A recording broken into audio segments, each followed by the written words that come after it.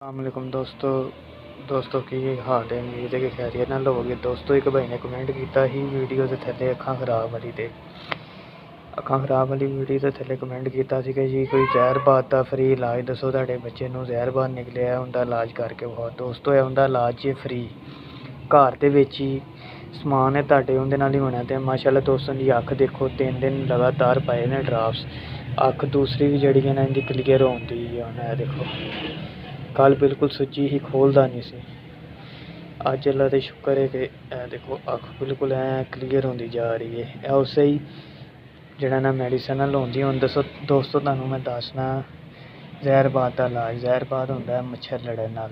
पैरां ते भी इहदे मच्छर लड़े ने, इत्थे भी जहरबाद होया ते इहदा मैं इलाज करन दिया सी। जहरबाद जिहड़ा ना सारा पीला हो गया एक दिन दे विच। ते अज फिर मैं दवाई लान लगा सी। मैं कहा चलो दोस्तां नूं दसदा जावां। दोस्तों इहदा इलाज हैगा जी कि घर च तुहाडे लसन पिया होंदा है, लसन थोम ओह लैनी एक तुरी तुसीं। दोस्तों लसन इहनूं तुसीं थोड़ा जिहा रगड़ना, रगड़ के इहदा थोड़ा जिहा नप्पोगे तो पानी निकलेगा। दोस्तों इहदी तुसीं चूंड दे उत्ते लानी है।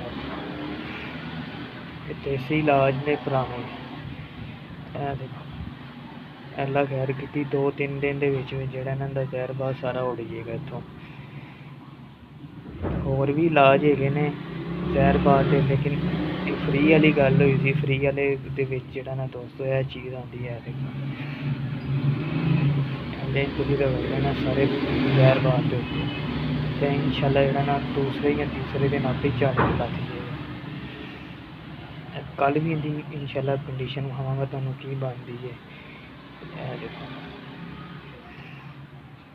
थोम लिया गया। उन्होंने दोस्तों असीं पंजियां दे उत्ते भी मल देने उत्थे। देखो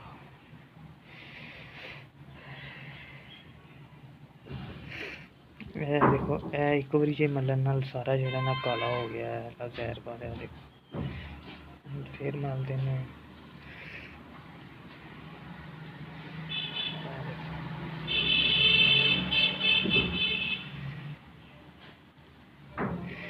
दोस्तों इनका इलाज है छोटा जिहा, तो दोस्त भाई करनगे तो इंशाअल्लाह उन्होंने फायदा होएगा। तो वीडियो में ज़्यादा से ज़्यादा शेयर करें जो होर भी नवे शकीनां तक पहुँच सके। जोड़े मेरे पुराने शकीन ने भाई उन्होंने कोल तो इस तो भी वधिया इलाज होंगे। दोस्तों का इलाज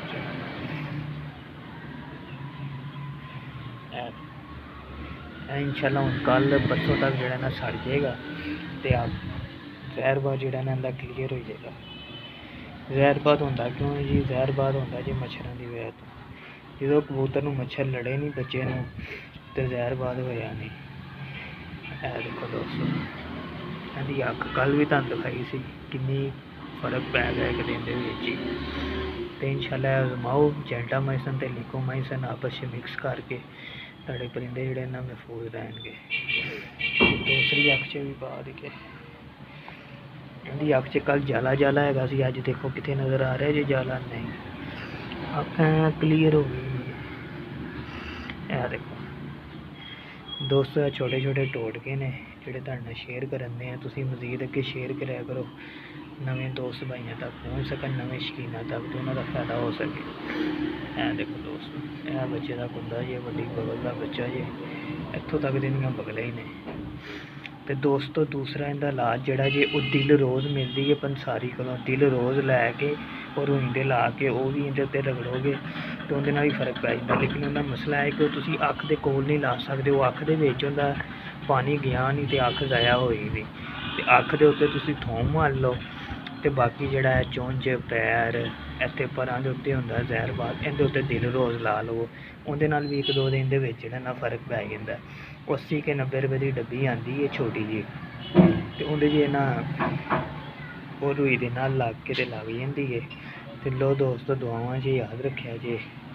होर भी मजीद नुस्खे आते रहनगे। चैनल को सबसक्राइब करो तो लाइक कमेंट करो जो तुहाडे कोल इस तो मजीद अच्छा नुस्खा हैगा तो असीं वो भी तुहाडा शेयर करांगे अपने यूट्यूब चैनल पर। ओके जी, अल्लाह हाफिज़।